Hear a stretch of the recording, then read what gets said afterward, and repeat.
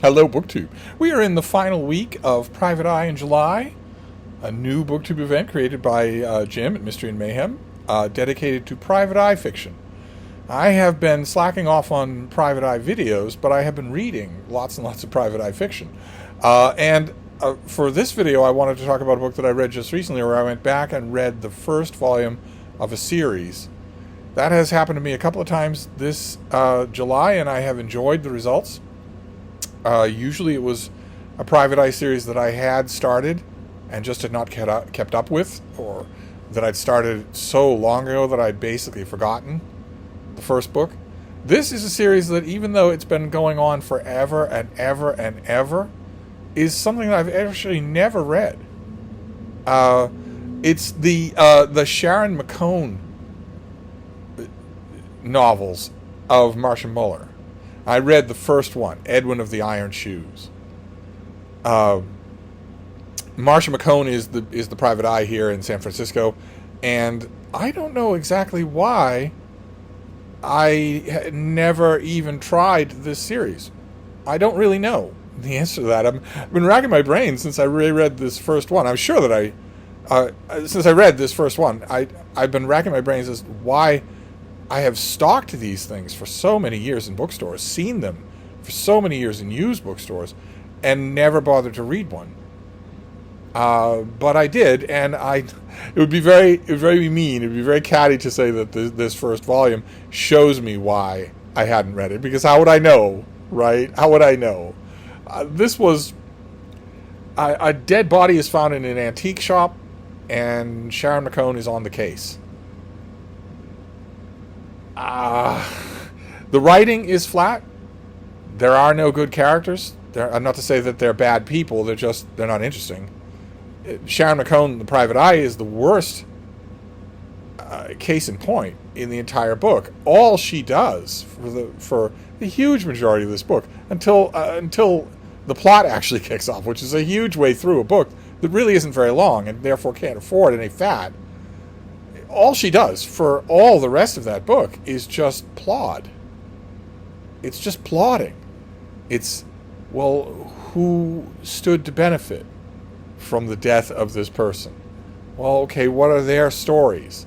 Well, okay, what are their alibis for the estimated time of the murder? Okay, well, can we double check those alibis? What would be a problem with that alibi? Can we check whether the people that we're checking with? And then what about the alarm system? And what about the provenance of the thing that was stolen? And do we know anything about the market for the provenance of that thing that was stolen? It was boring, but it did something interesting, which was to make me think about why we like Private Eye mysteries. Now, obviously, that thinking is going to be a little bit fugitive, since any series that's been going on for, I don't have any idea how many Sharon McCone novels there are, but they've been going on for a long, long time. So obviously they struck a note with some people. It can't all be just local San Francisco readers. They can't just be that. I don't see how it would happen with this book, but then again, I didn't follow this series, so maybe it didn't happen with this book. A lot of times with recurring characters, the book that really takes off in popularity isn't the first one. And I guess I could solve that problem, maybe, or fill that curiosity in a little by reading more of these. This first one left me with no desire to do that. But it did get me thinking about what we ask for in a Private Eye. It got me thinking of that, actually, in terms of police procedurals, in terms of Freeman Wills Croft, whose books are... This book reminded me of that one, because those are just plotting. Only it's a cop, not a Private Eye. But it's just plotting. It's just, well, you say you took a train to get to this house at such and such a time. Do the trains run at that time? Well, I'll go down to the train station and talk to someone. I'll get some schedules, and I'll make sure that there was no track reconstruction and that the person was actually able to get there at that time. Now, there wasn't any track construction, so can they prove that they took the train at that time? Well, they're going to need a ticket stub.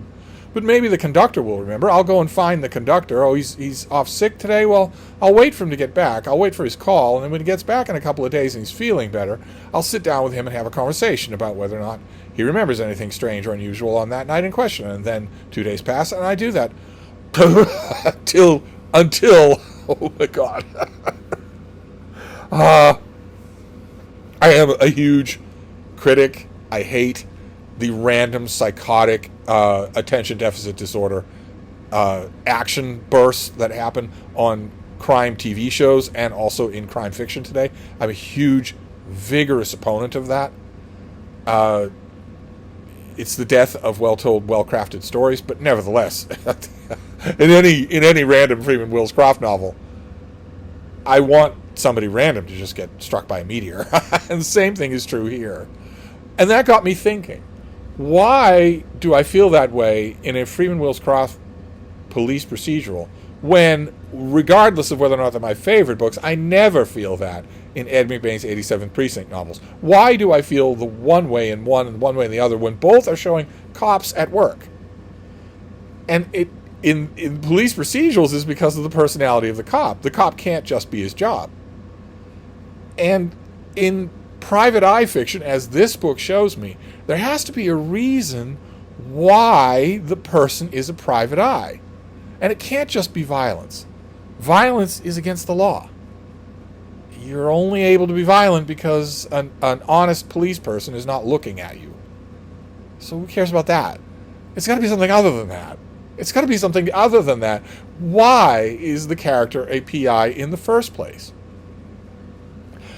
And if you can't answer that question without simply saying, well, he's ready to flip his gun around in his hand and just club you with it.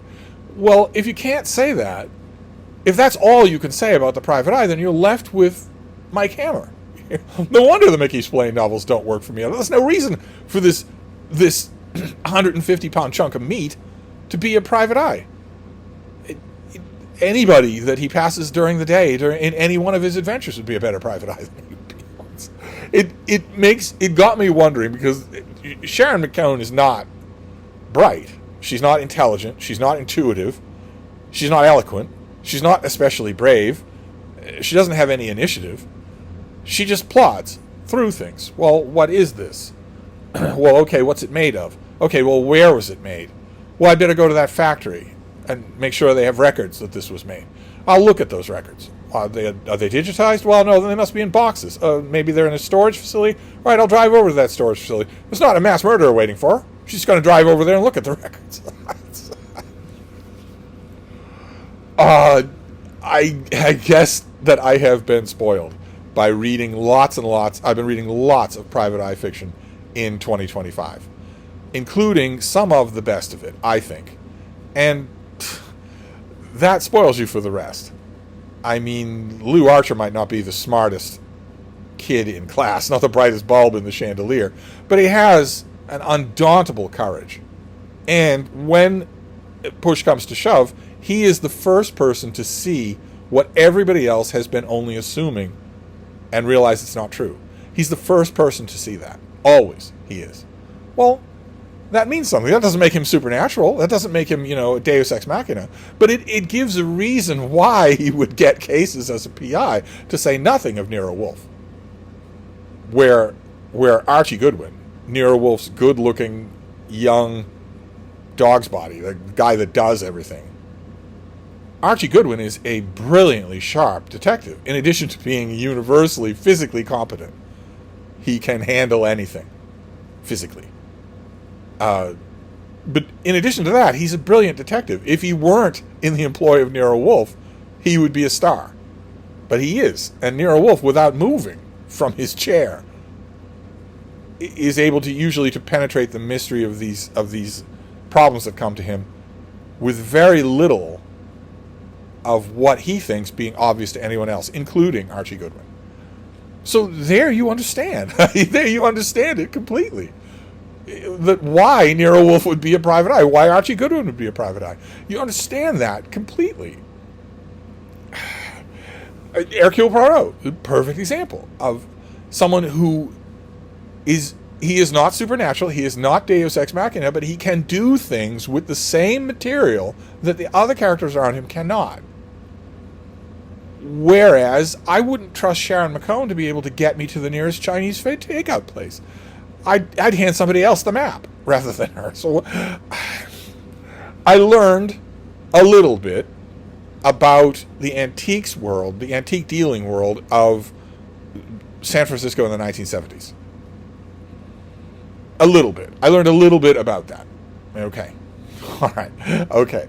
It's in one ear and out the other. I'm going to learn about antiques. I'd rather learn about them from Lovejoy, who has an enormous personality. So there you go. Private Eye in July. I'm complaining for a video, for my comeback video.